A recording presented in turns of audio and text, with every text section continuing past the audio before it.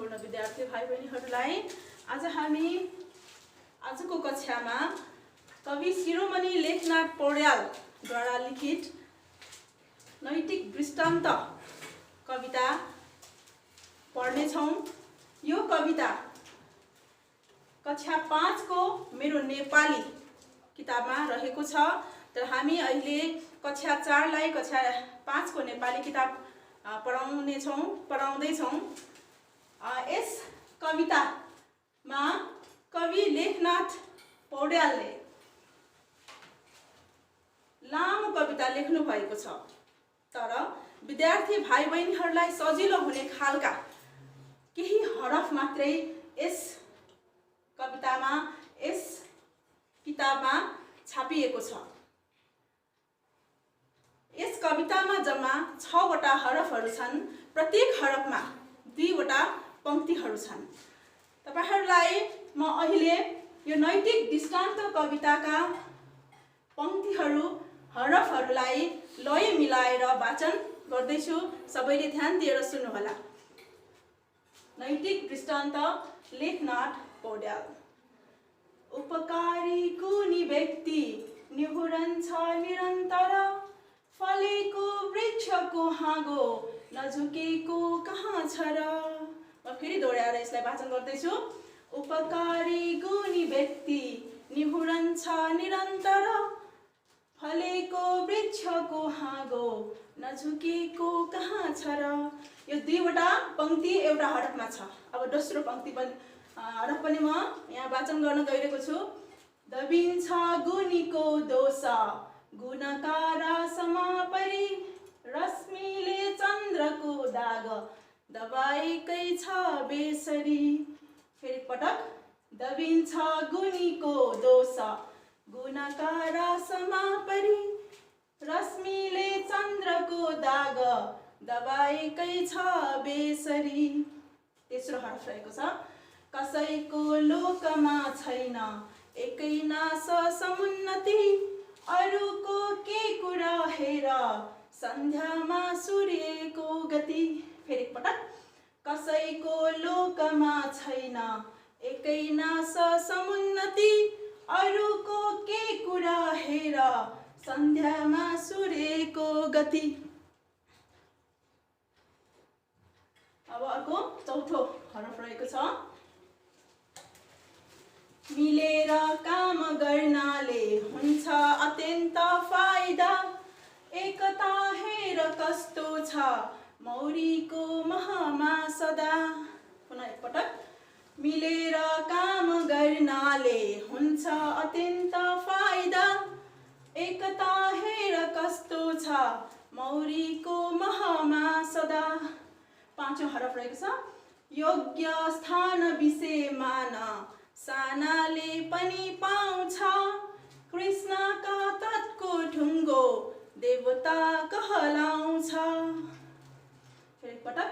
योग्य स्थान विषय मान सानाले पनि पाउँछ, कृष्णका तटको ढुङ्गो देवता कहलाउँछ।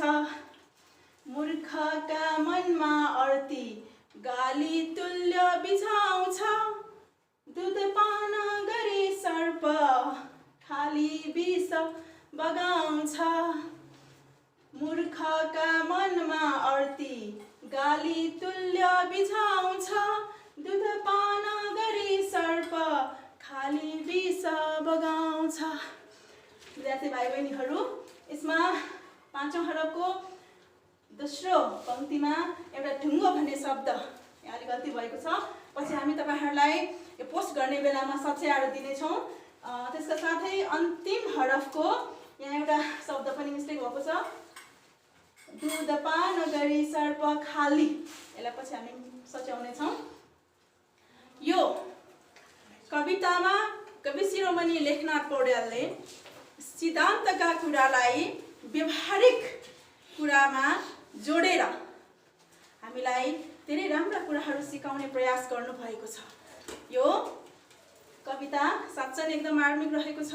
तपाईहरुले पनि यो कवितालाई पढ्नु भएर यसलाई लय मिलाएर पढ्नुहोस् घरमा।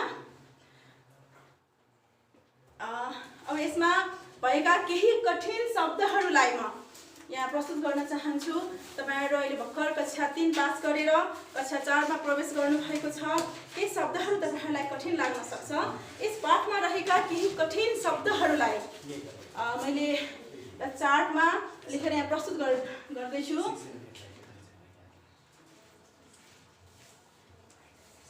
हेर्नुस् त, कठिन शब्दहरू भनेर मैले यहाँ चार्टमा बनाएको छु। तपाईहरुले यी शब्दहरू उच्चारण गर्न सक्नुहुन्छ कि गर्न सक्नुहुन्न? एकचोटी सरसर्ती हेर्नुस् त, हेर्नुभयो? ल, यी शब्दहरूलाई म उच्चारण गरेर तपाईहरुलाई सुनाउने छु। तपाईहरुले पनि सही रूपमा उच्चारण गर्नुहोस्।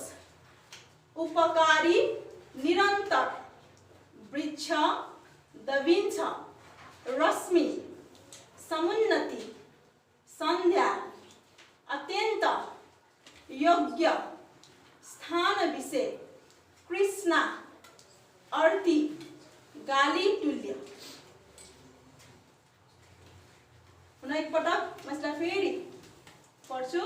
उपकारी, निरन्तर, वृक्ष, दबिन्छ, रश्मि, समुन्नति, संध्या, अत्यंत, योग्य, स्थान विषय, कृष्णा, अर्ती, गाली तुल्य।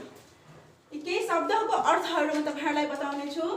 उपकारी भनेको अरूको भलाइ गर्ने मान्छे, अरूको राम्रो चाहने मान्छेलाई उपकारी मान्छे भनिन्छ। निरन्तर भनेको सधैँ चलिरहने, दिनदिनै चलिरहने। वृक्ष, वृक्ष भनेको रुख। दबिन्छ भनेको छोपिन्छ, ढाकिन्छ भनेको हो। रश्मि भनेको किरण, प्रकाश, उज्यालो भन्ने अर्थ लाग्छ। समुन्नति भनेको उन्नति, प्रगति, विकास हो। र सन्ध्या भनेको साँझको समय, बेलुकाको समय हो।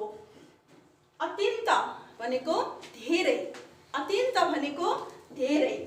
योग्य भनेको लायक हो। केही काममा त्यो मान्छे लायककोलाई हामी योग्य भन्छौँ। स्थान विषय भनेको स्थान अनुसार, स्थान विशेष अनुसार। कृष्णा भनेको एउटा नदीको नाम हो, कालीगण्डकी नदीको नाम हो। अर्ती भनेको सल्लाह, सुझाव र उपदेश हो। गाली तुल्य भनेको गाली जस्तै लाग्नेलाई हामी गाली तुल्य भन्छौँ। यो भयो कठिन शब्द र यसका अर्थहरू हुन्। र यो शब्दहरूलाई तपाईहरुलाई सजिलो होस् भनेर शब्द सहित र अर्थ सहित यहाँ चार्टमा मैले तयार पारेको छु।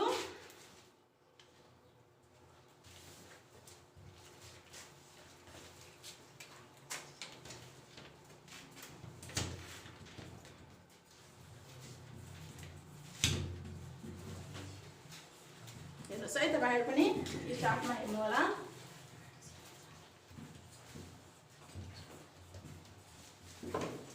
नैतिक दृष्टान्त कवितामा भएका शब्दको अर्थहरू। उपकारी, अघि भर्खर मैले भने अर्थ यो चाहिँ लिखित रूपमा रहेको छ। उपकारी, अरूको भलाइ गर्ने, निरन्तर, सधैँ,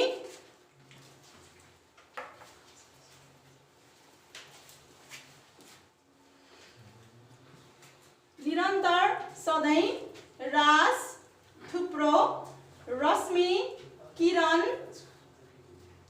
सन्ध्या, साँझ।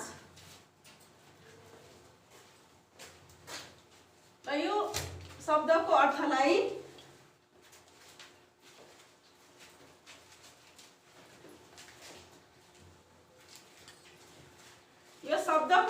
म यहाँ पुनः एकपटक यहाँ तलतिर लेख्नेछु। उपकारी, उपकारी भनेको अरूको भलाइ गर्ने, अरूको भलाइ गर्ने, अरूको भलाइ गर्ने, अरूको कल्याण गर्ने। निरन्तर, निरन्तर भनेको सधैँ, हरेक समयमा, हरेक दिनमा। रास भनेको थुप्रो, दङ्गुर, थुप्रो, दङ्गुर। त्यस्तै रश्मि भनेको, रश्मि भनेको किरण प्रकाश, सन्ध्या भनेको साँझ बेलुका, साँझ बेलुका। त्यस्तै योग्य, योग्य भनेको उपयुक्त,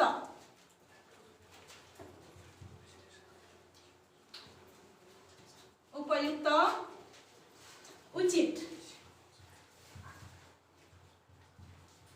योग्य भनेको उपयुक्त उचित।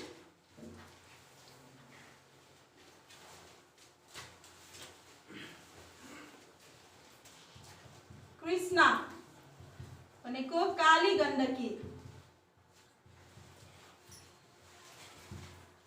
काली गण्डकी। त्यस्तै तट भनेको किनार, वृक्ष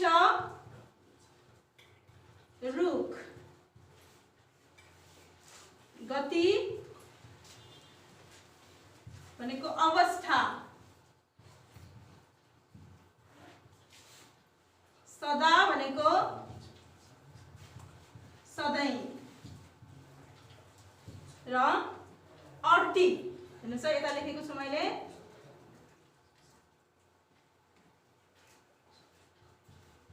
अर्ती भनेको उपदेश, सल्लाह सुझाव।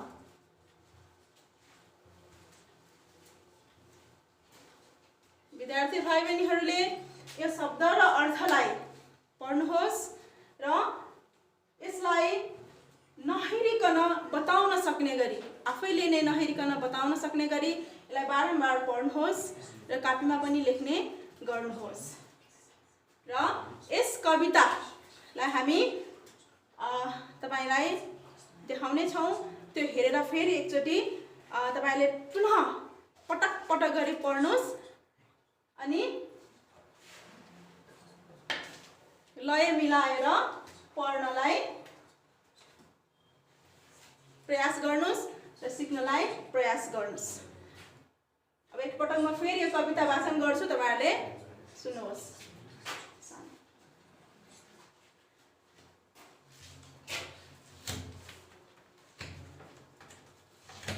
अहिले म सिक्दै छु। कविता एकचोटि म फेरि वाचन गर्न चाहन्छु र तपाईहरुले सजिलै यसलाई पढ्न सजिलो होस् भनेर फेरि एकचोटि पढ्न चाहन्छु। नैतिक दृष्टान्त लेखनाथ पौडेल। उपकारी गुणी व्यक्ति निहुरन्छ निरन्तर, फलेको वृक्षको हाँगो नझुकेको कहाँ छ र। दबिन्छ गुणीको दोष गुणका रासमा परी, रश्मिले चन्द्रको दाग दबाएकै छ बेसरी।